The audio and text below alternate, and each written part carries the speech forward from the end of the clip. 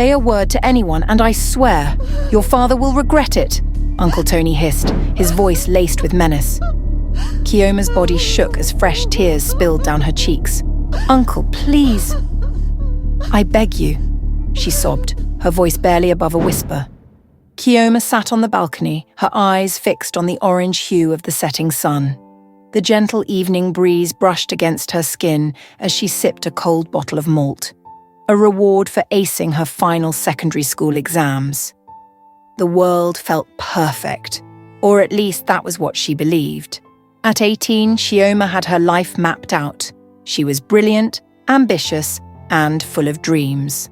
Her father, Mr. Nduka, was a respected businessman, known for his generosity and influence in the community.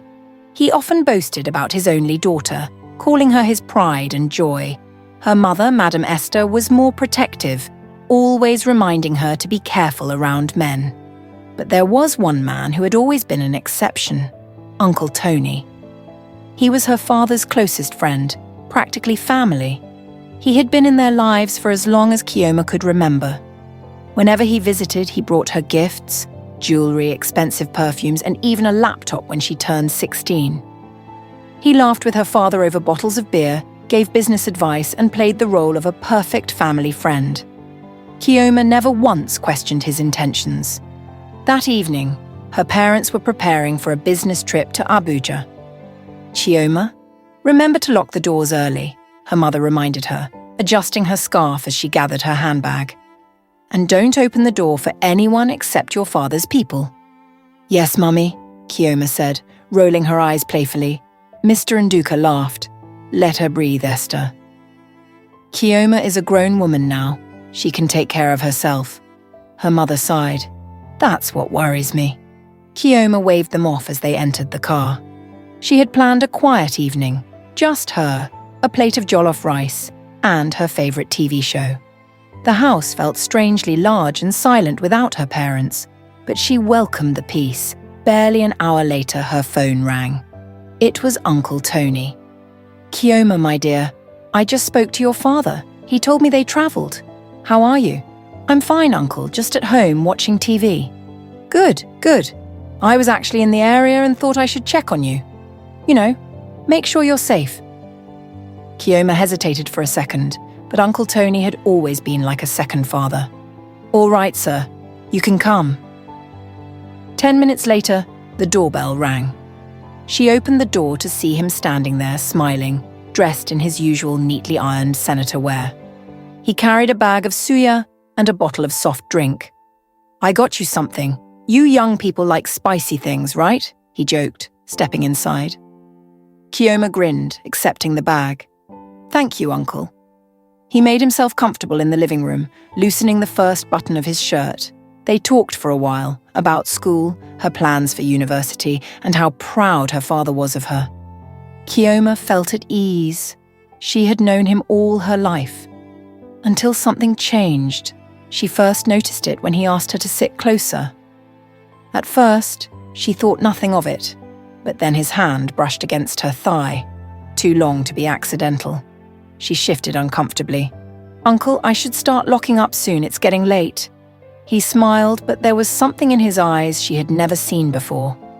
Relax, Chioma. I'm here to keep you company. You trust me, don't you? Her stomach twisted. Something felt wrong. Before she could respond, he placed a hand on her shoulder, squeezing gently. You've grown into such a beautiful woman, he said, his voice lower than before. Chioma's heart pounded.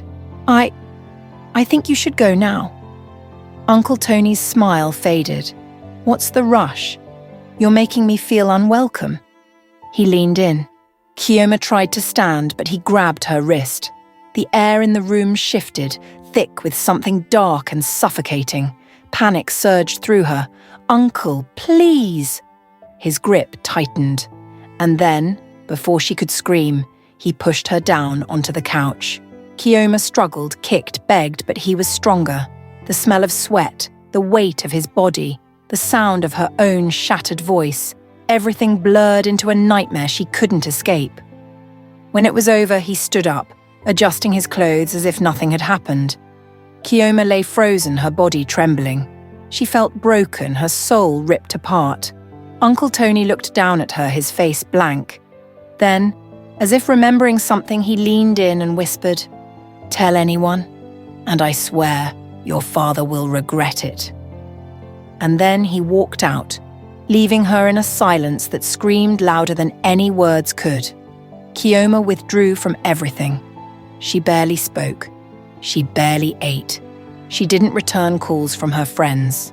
At night, she woke up drenched in sweat, reliving that night over and over again. Her mother noticed the change. "Chioma, what is wrong with you?" she asked one afternoon. "You've been acting strange since we came back. Are you sick?" Chioma forced a smile. "I'm fine, Mummy, just tired." Her mother frowned, unconvinced. "You don't eat well, you don't go out. Even your father is worried. Did something happen while we were away?" Chioma's throat tightened. She shook her head quickly. "Nothing happened."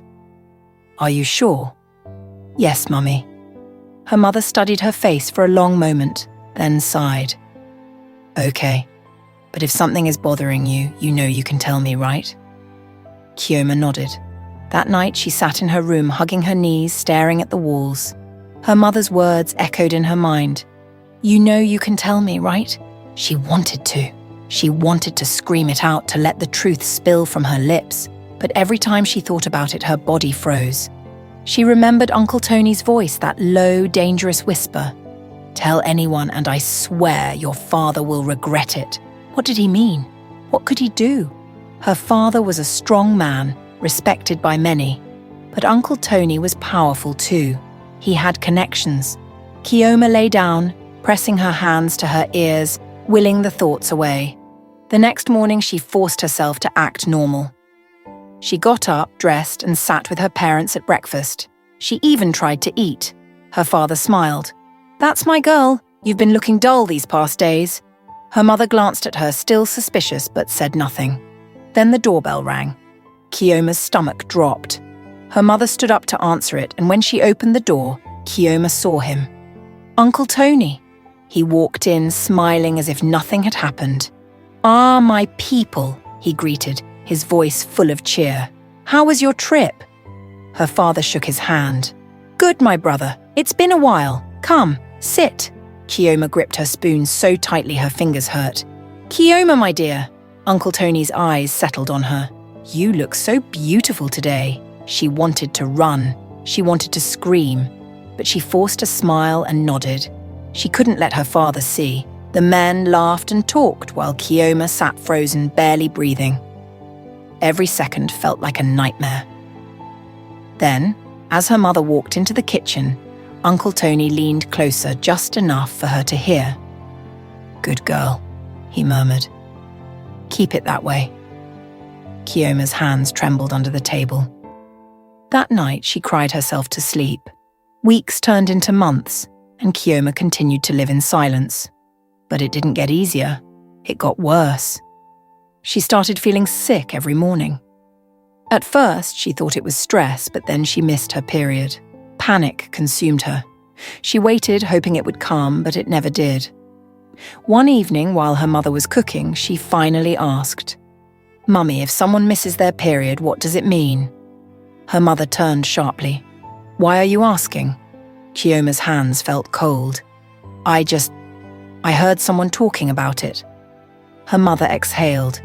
"It can be many things. Stress, sickness, or pregnancy." Chioma's breath caught. Her mother gave her a long look. "Chioma, is there something you're not telling me?" Her lips trembled. She wanted to say it. The words were on her tongue. But then she heard Uncle Tony's voice in her head again. "Tell anyone, and I swear your father will regret it." She shook her head. "No, Mummy, nothing." But her mother was watching her now, studying her, searching for the truth. That night, Chioma locked herself in her room, her hands shaking as she stared at the calendar. She counted the days again. It had been almost 2 months. Tears filled her eyes. She was pregnant. Chioma sat on the cold bathroom floor, staring at the pregnancy test in her trembling hands. The 2 red lines screamed at her, confirming the truth she had feared for weeks. Her stomach clenched, and a wave of nausea washed over her. She dropped the test, covering her mouth to hold back a sob. She was pregnant. Her body felt foreign, like something had been taken from her and replaced with a reality she couldn't escape. She gripped her knees, rocking slightly as her thoughts spiraled. What am I going to do? She couldn't tell her parents. They would never understand. Her father worshipped Uncle Tony. He would never believe that his best friend had done this. And her mother. Her mother would break. Chioma squeezed her eyes shut. I have to handle this alone. The only problem was, she had no idea how. That evening, she barely touched her food. Her mother kept glancing at her, suspicion growing in her eyes. Chioma, are you sick? She shook her head quickly. No, Mummy, I'm fine. You've lost weight. Her father looked up from his plate. Yes, you have. Are you sure everything is okay? Chioma forced a smile. I'm just not hungry. Her mother didn't look convinced, but she didn't press further. Chioma excused herself and went to her room. She sat on her bed, staring at the ceiling. Her thoughts wouldn't stop racing. She couldn't keep the pregnancy. She was only 18, about to go to university. She had her whole life ahead of her, but she also couldn't go to a hospital. What would she say? She thought about her best friend, Amaka. Amaka had always been outspoken, the kind of person who wouldn't let anything slide. If Chioma told her, she would force her to tell someone. She would never let her stay silent. And that was exactly what Chioma was afraid of. She picked up her phone and searched the internet. How to get rid of a pregnancy at home. Dozens of results popped up. Some suggested bitter herbs. Others mentioned dangerous drugs. Chioma's hands shook as she read. She knew this was risky, but she couldn't think of any other option. The next day, she went to the market alone. She bought a bottle of lime juice and a packet of special herbs from an old woman who whispered, "It works fast. Be careful." That night, she locked herself in her room and followed the instructions. She drank the bitter mixture, her hands trembling. Then she waited. Minutes passed, then an hour. Nothing happened. She curled into a ball, pressing her hands to her stomach, willing the nightmare to go away. The next morning, she woke up feeling worse. A sharp pain twisted through her abdomen, but it wasn't the relief she was hoping for. Her mother knocked on her door. "Chioma, why haven't you come out?" She struggled to sit up. I don't feel well." The door opened, and her mother stepped inside. Her eyes widened at the sight of Chioma's pale face. "You look terrible. What's wrong?" Chioma swallowed hard. "Stomach pain." Her mother placed a hand on her forehead. "You're burning up." She didn't have the strength to argue when her mother led her outside and into the car. Chioma's heart pounded as they drove to the hospital. When the doctor came into the room, he asked a few questions before ordering some tests. Chioma lay on the hospital bed, staring at the ceiling. She already knew what the test would say. She was running out of time. Her mother sat beside her, frowning. "Chioma, you need to start talking. What is going on with you?" She opened her mouth, but before she could lie again, the doctor returned. His expression was serious. "Madam, we have the test results." Chioma's breath caught. Her mother sat up. "What is it, doctor?" The doctor hesitated, then looked at Chioma. "You're 2 months pregnant." The room fell silent. Chioma felt like the walls were closing in. Her mother turned to her slowly. "What did he just say?" Chioma couldn't speak. Her mother's voice rose. "Chioma, answer me." Tears burned her eyes. She wanted to disappear. "Who is responsible?" her mother demanded. "Who did this to you?" Chioma shook her head, fresh tears spilling down her cheeks. "Mummy, please. Don't, Mummy, please me." Her mother's voice was shaking. "Tell me the truth." Chioma swallowed hard. She could still hear Uncle Tony's warning in her head. "Tell anyone, and I swear your father will regret it." But she couldn't hide anymore. She couldn't carry this burden alone. She took a deep breath and whispered, "It was Uncle Tony." Her mother froze. The room was silent except for the steady beep of the hospital machines. Her mother stared at her, her face unreadable. Then, slowly, she stood up. "Say that again," she said, her voice dangerously low. Chioma wiped her eyes. It was Uncle Tony. Her voice broke. He forced himself on me. Her mother staggered back, gripping the edge of the chair for support. For a moment she just stood there, shaking her head. No, it can't be. He's your father's best friend. He's like an uncle to you. Chioma hugged herself. I didn't want to tell you. He said if I did, something bad would happen to Daddy. Her mother's breathing was loud and uneven. Then, without warning, she turned and stormed out of the hospital room. Chioma's heart pounded. Mummy! She struggled to get out of bed, but she was too weak.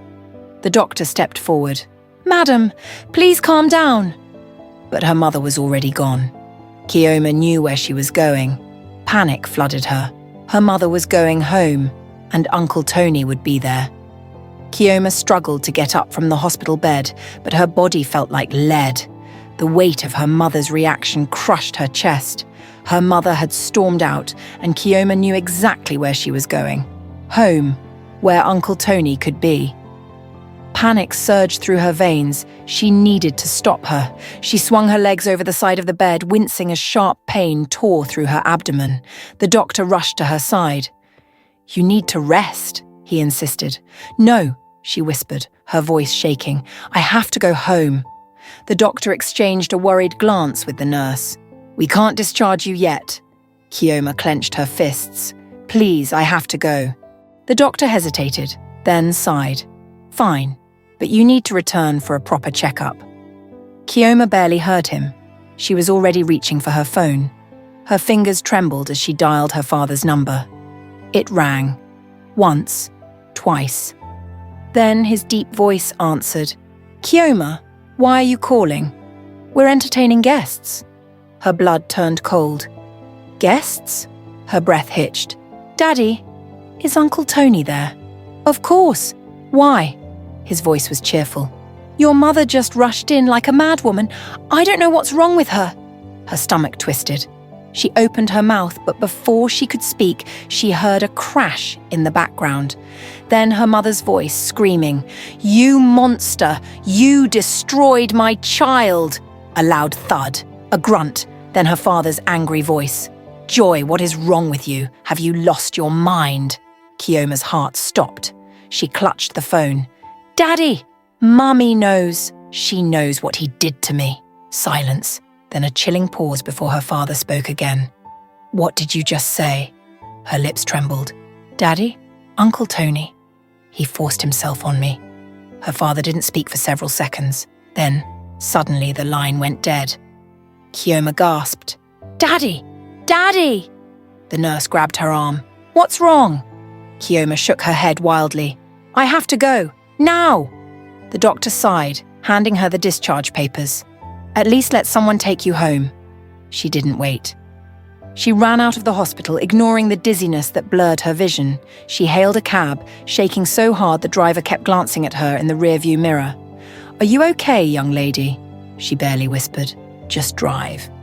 The car sped through the streets, but it wasn't fast enough. She needed to get home before something terrible happened. By the time the cab screeched to a stop in front of their house, the gate was wide open. Fear clutched her throat. She ran inside. The living room was in chaos. Her father stood in the center, his chest rising and falling in fury. His fists were clenched so tightly that his knuckles turned white. Uncle Tony was on the floor, blood dripping from his nose. He groaned, struggling to push himself up. Her mother stood behind her father, breathing heavily, her hands shaking with rage. A broken flower vase lay at her feet. Chioma! Her father's voice boomed. His eyes were wild, desperate. Tell me the truth. Did he do this to you? Chioma froze. Uncle Tony's swollen eyes locked onto hers. Even through the pain, there was a warning in his gaze. Don't say it. But she had already said it. She had broken the silence, and now there was no turning back. Her father's voice cracked. Chioma, say it again. Tears blurred her vision. Her voice shook. He forced himself on me, Daddy. Her father's breath came out in short, broken gasps. His body trembled with uncontrollable rage. Then, before anyone could react, he lunged. A sickening crack filled the air as his fist slammed into Uncle Tony's face. "You bastard!" Blow after blow. Uncle Tony screamed, blood splattering on the white tiles. "Daddy, stop!" Chioma cried, her voice hoarse. Her mother grabbed her father, pulling him back with all her strength. "You'll kill him!" Her father's chest heaved. His face was contorted with pure hatred. "I trusted you," he spat. His voice was thick with pain. "I let you into my house, into my family." Uncle Tony coughed, spitting blood onto the floor. "Please," he croaked. "It was a mistake," Chioma's mother screamed. "A mistake! You destroyed my daughter!" Her father wiped his bloody hands on his shirt, his eyes burning with fury. "You're dead to me." He turned to his wife. "Call the police." Uncle Tony jerked upright. "No, no, please," Chioma's father pointed at him. "If you ever come near my family again, I will end you myself." The front door burst open and 2 policemen rushed in. Her mother had already called them. Uncle Tony's face drained of colour. "Sir," one of the officers said, "we received a report. Is this the man?" Chioma's father's voice was cold. "Yes, take him away." Uncle Tony tried to plead, but the handcuffs clicked around his wrists. As the police dragged him away, he turned to Chioma one last time, and in his bloodied, swollen eyes, she saw something that sent a chill down her spine. Hatred. As if this was her fault. Then he was gone. The door slammed shut. Silence filled the house. Chioma's father dropped onto the couch, his face buried in his hands. Her mother slowly turned to her, her voice barely a whisper. "My baby. I'm so sorry." Chioma collapsed into her arms, sobbing uncontrollably. The nightmare was over, or so she thought. The house was silent after Uncle Tony was dragged away. Chioma remained in her mother's arms, her body trembling with exhaustion. The weight she had carried for months had been lifted, but in its place was something else. Fear. Would it really be over? Her father sat on the couch, his hands still covered in Uncle Tony's blood. His breathing was heavy, uneven. He had always been a strong man, a provider, a protector. But tonight, he looked broken. He finally raised his head, his eyes bloodshot. "Chioma, I failed you." Chioma shook her head, fresh tears sliding down her face. "No, Daddy, it wasn't your fault." He swallowed hard, his hands balling into fists. "He was my best friend. I let him into our home. If I had known." He exhaled sharply, gripping his knees. "I should have known." Her mother's grip on her tightened. "Stop blaming yourself, Obi. The devil wears a familiar face. We all trusted him." Chioma felt a lump rise in her throat. "I was so scared to tell you." Her father stood up suddenly and paced the room, his expression dark with rage. "Because he threatened you, didn't he?" She nodded weakly. His jaw clenched. "That bastard, if the police don't handle him properly, I swear I—" Her mother cut him off, her voice firm. "We will let the law take its course. Violence won't undo what has been done." Silence settled between them. Then her father turned to Chioma. "What do you want to do about the pregnancy?" Her chest tightened. The question had been lurking in the shadows, waiting for its moment. She didn't know. A part of her wanted to erase everything, to pretend none of this had happened. But another part of her hesitated. "It's your choice," her mother said softly. "Whatever you decide, we will stand by you." Chioma exhaled shakily, her hand resting on her stomach. "I need time." Her parents nodded. No pressure, no judgment, just love. For the first time in months, she felt safe. The next few days passed in a blur. News of Uncle Tony's arrest spread fast. The entire neighborhood buzzed with gossip, but her family refused to entertain it. The only thing that mattered was he was gone. One afternoon, Amaka showed up at her house. Chioma hadn't told her anything yet, but somehow she knew. Amaka sat beside her on the bed, her voice soft. "You don't have to say anything, but I want you to know I'm here." Chioma's throat tightened. For months she had suffered alone, but now she wasn't alone anymore. Tears welled in her eyes. "Thank you." Amaka squeezed her hand. Always. That night, Chioma sat in her room, staring at her reflection in the mirror. The girl looking back at her was different, stronger. The scars were still there, but they no longer defined her. She wasn't just a victim, she was a survivor. And no matter what came next, she would face it head on. Please subscribe to my channel and turn on the notification bell.